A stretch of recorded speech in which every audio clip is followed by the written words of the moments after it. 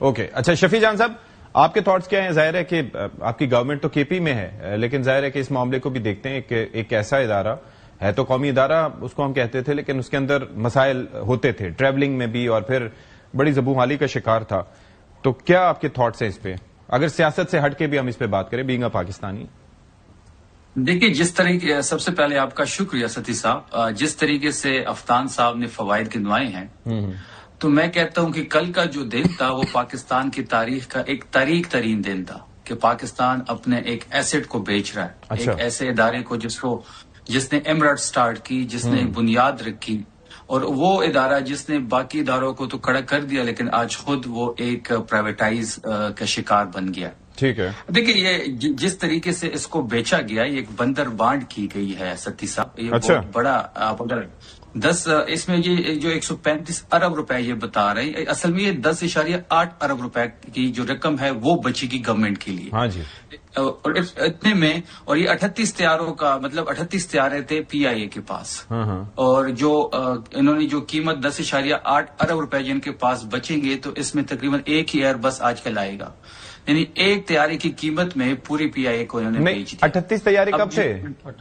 18 ہیں ابھی تو. 13 آپریشنل ہے. اور 13 آپریشنل ہیں افغان صاحب بتائیں. جی جی. اچھا فلیٹ میں 38 طیارے بتایا جا رہے ہیں ہمیں. اور وہ تو ہینگر میں بھی جو کھڑے ہوں گے جن کو اب کوئی پوچھتا بھی نہیں ہے تو وہ تو الگ چیز ہے. نہیں فلیٹ میں 38 طیارے موجود ہیں. نہیں اس وقت جو آپریشنل ہے 13 ہیں. آپریشن کے علاوہ جو فلیٹ میں کھڑے ہیں وہ 38 طیارے ہیں. نہیں لیکن وہ تو دیکھیں جہازوں کی جو ایج ہوتی ہے نا اس کے حساب سے وہ ختم ہو جاتے ہیں. اس کے ساتھ ساتھ اگر آپ دیکھیں گے تو حکومت نے کیا حاصل کیا. حکومت نے جو واجبات ہے وہ بھی حکومت پے کرے گی. جو اس پہ سیل ٹیکس تھا وہ بھی معاف کر دیا گیا. 18% جو امپلائیز ہیں جی جو امپلائیز ہیں 10,000 اس وقت، جس میں 7,500 جو ہے وہ ریگولر ہیں اور 2,500 سے تقریباً 2,300 سے لے کے 2,500 تک آؤٹ سورس کیے گئے ہیں. وہ بھی ایک سال بعد حکومت کے کھاتے میں آ جائیں گے تو وہ پینشنز اور وغیرہ حکومت پے کرے گی. تو حکومت نے سارا بوجھ جو تھا وہ اپنے اوپر لے لیا. پھر اس کے ساتھ اگر آپ دیکھیں تو ایک فائنینشیل ایڈوائزری جو کمیٹی اس کے لیے بنائی گئی تھی اس کو بھی 7 ارب پے کرنا ہے. 1 ارب باقی ان کے جو ایڈز وغیرہ لگے ہیں یا باقی جو پروسیس ہوا ہے اس پہ لگے تو حکومت کے پاس صرف اور صرف 2 ارب روپے بچیں گے. تو یہ ایک بندر بانٹ کی گئی ہے اپنے لوگوں کو فائدہ دینے کے لیے. یہ جس طریقے سے اس کو بیچا گیا ہے اور ایک مطلب اپنے ایسٹ کو بیچنا تو سب سے آسان کام ہے ستی صاحب. اگر میں نے کل بھی ایک شو میں یہ بات کہی تھی کہ میرا موبائل اگر خراب ہو گیا اور میں موبائل کو کسی بھی شاپ پہ لے جاؤں تو وہ تو بک جائے گا. بس مطلب کامیابی تو یہ ہے کہ آپ موبائل کو ٹھیک کریں، اس موبائل کو چلائیں.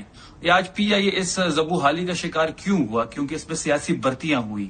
بھرتیاں میکسیمم جو نہیں لیکن شفیع جان یہی تو کیا ہے انہوں نے. 2023 میں یہ خسارے میں بدترین خسارے کا شکار تھی. آپ کی دور حکومت میں جو بیان دیا گیا تھا وزیر ہوا بازی کی جانب سے غلام سرور کی بات کر رہے ہیں. جی آپ یہ دیکھیں کہ اس وقت ہمارے روٹس بند ہو گئے تھے تو مطلب that was also a part of the problem. میں اسی پہ آ رہا ہوں سری صاحب، اگر مجھے کمپلیٹ کرنے دے تو میں اسی پہ غلام سرور کے بیان پہ بھی آؤں گا.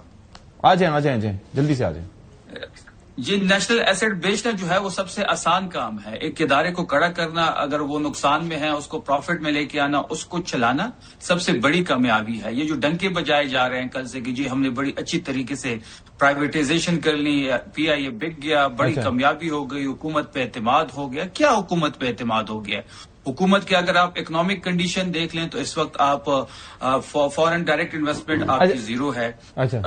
لیکن یہ فورن ڈائریکٹ انویسٹمنٹ سے پہلے کہا جاتا ہے کہ لوکل انویسٹر اعتماد دے. اب یہ لوکل انویسٹر اٹھ کے آگے ہیں تو آپ اس پہ بھی کہہ رہے ہیں ٹھیک نہیں ہے. لوکل انویسٹر آئے گا تو پھر فورن آئے گا نا. وہ تو 2 ارب روپے حکومت کے پاس. اچھا مجھے ایک چیز شفیع جان، میں ایک چیز پہ آپ کو تھوڑا سا کہوں گا. آپ کے دور حکومت میں مجھے یہ یاد پڑتا ہے کہ فیول کی ادائیگی کے لیے اسد عمر صاحب فون کیا کرتے تھے M D P S O کو. کل ہمارے ساتھ عمران اسماعیل صاحب تھے جو گورنر تھے سابق آپ کے. اب تو آپ ان کو اون نہیں کرتے لیکن وہ یہ کہہ رہے ہیں کہ جی خوشائن فیصلہ ہے. اس وقت تو بڑا ہم نے پرابلم دیکھے تھے تو آپ بھی تو اپنے دور میں اس کو کھڑا نہیں کر پائے تھے نا. تو what was the solution to that?